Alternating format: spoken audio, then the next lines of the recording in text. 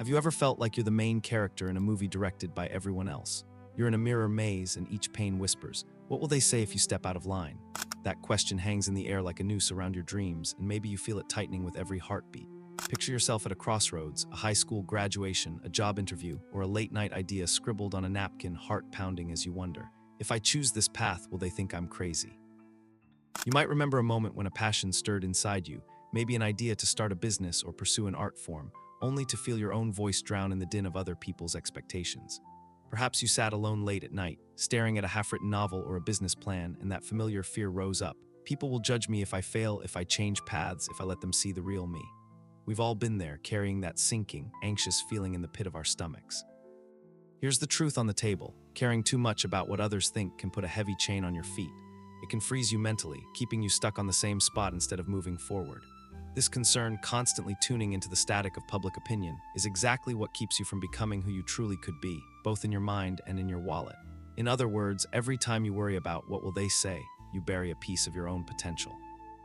So ask yourself right now, how many doors might you have closed by seeking someone else's approval? That question hangs between us. Share in the comments below, what dream have you buried out of fear of judgment? As we journey together, remember that this weight on your shoulders isn't just your fault, it's built by society, and we have the power to unbuild it. From the day you were born, the world taught you how to behave. Parents, teachers, and friends whispered rules: sit up straight, study hard, don't embarrass the family. Over time, those voices become a loud echo in your head. Don't rock the boat, stay in line, make us proud. It's no wonder you begin to believe your own happiness depends on their approval. By the time you notice, social conditioning has built an invisible cage around your dreams. This constant pressure can feel like living in slow motion. You hesitate at every turn, imagining eyes on you at all times. Imagine walking on a tightrope above a silently judging crowd. Now imagine that crowd is inside your head. That's what emotional paralysis feels like, an inner critic louder than your heartbeat. Your dreams shrink because you've built them inside a cage of what-ifs. You might argue that some opinions are important. After all, caring about others once kept our ancestors safe and keeps our relationships alive today. But there's a difference between empathy and surrender. Empathy means listening with love, surrender is crumbling out of fear. If the pendulum swings too far toward people-pleasing, you end up living for others instead of yourself. Kierkegaard warned that the crowd is untruth. When you march only to the crowd's tune, you lose your own voice. Think of history's rebels who broke free from this conditioning. Rosa Parks didn't sit down on that bus to please the crowd. She stood up for herself and an entire community. Steve Jobs famously told Stanford graduates, "Don't let the noise of others' opinions drown out your inner voice." Even Nietzsche put it bluntly, "Someone who lives only by public opinion has no core, they're like a ghost haunting their own life." These examples show what it means to stand alone and stay true to yourself. Step back and ask yourself, has this conditioning ever made you stronger or has it kept you smaller? Each time you appease someone else, you're telling yourself that your own voice matters less. Over years, this becomes a habit of self-doubt and postponement. You echo other people's dreams instead of pursuing your own, and that's how even brilliant visions fade away quietly.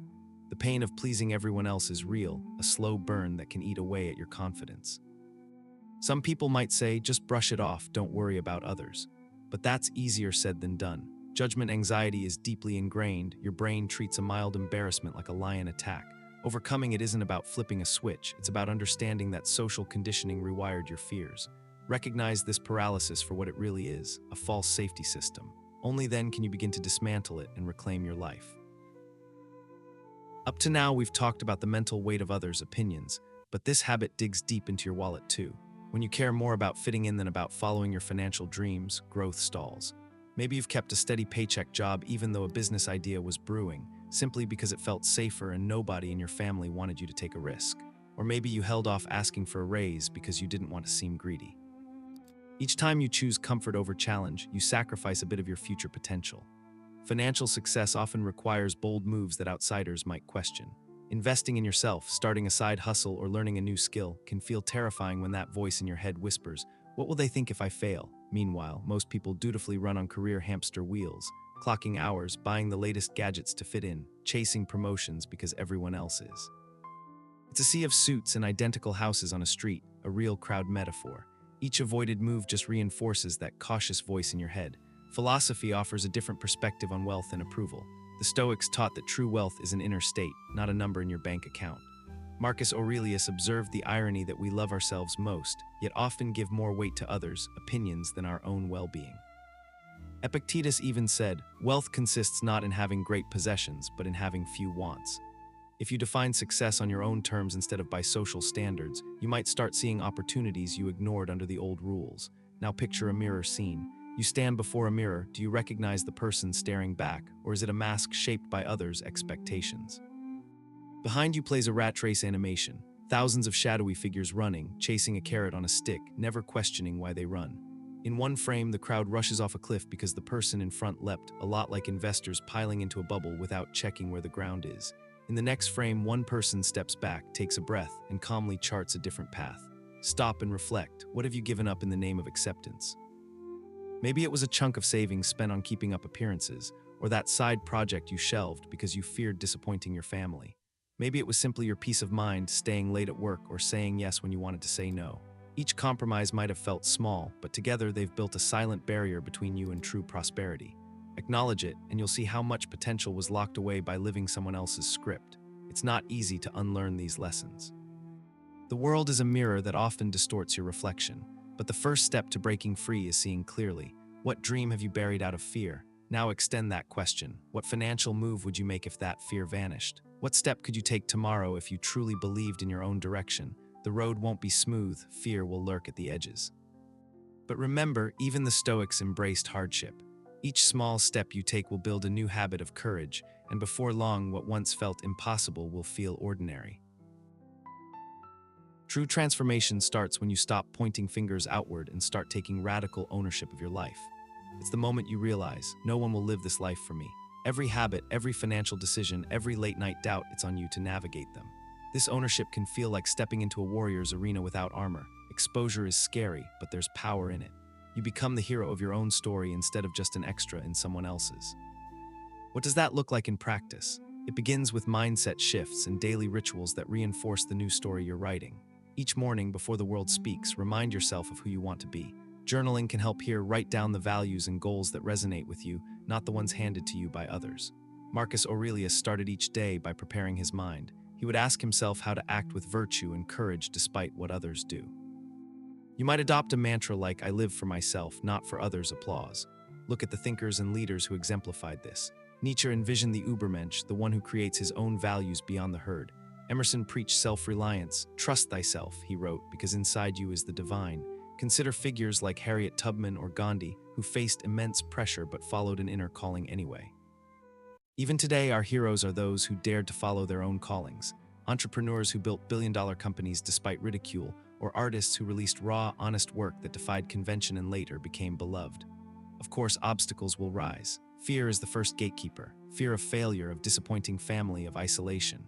You might blame your circumstances or what they did to you, but radical ownership means owning that fear too, looking it in the eye.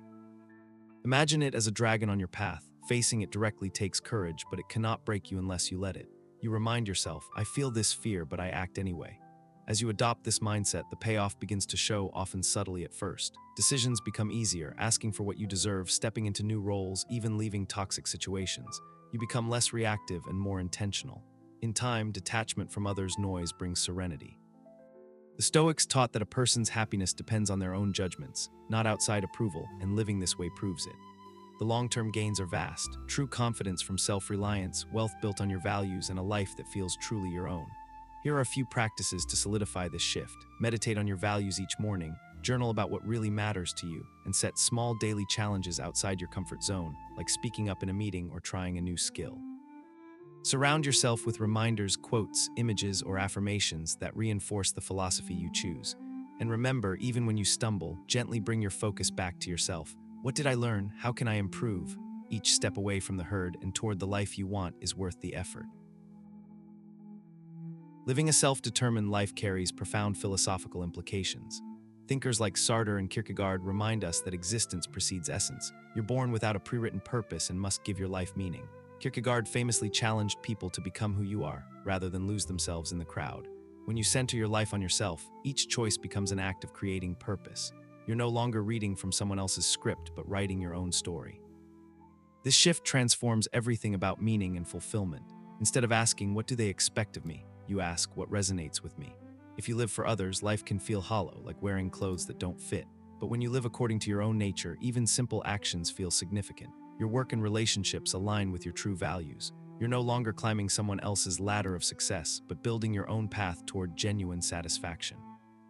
To dive deeper, explore philosophers of self and authenticity. Jean-Paul Sartre, Existential Freedom and Responsibility. See, existentialism is a humanism. Man is condemned to be free, he said, meaning you are responsible for creating your essence. Laozi Tao Te Ching, Taoist wisdom on effortless being in harmony with nature. Laozi teaches that by aligning with your true self, you flow naturally and find inner peace.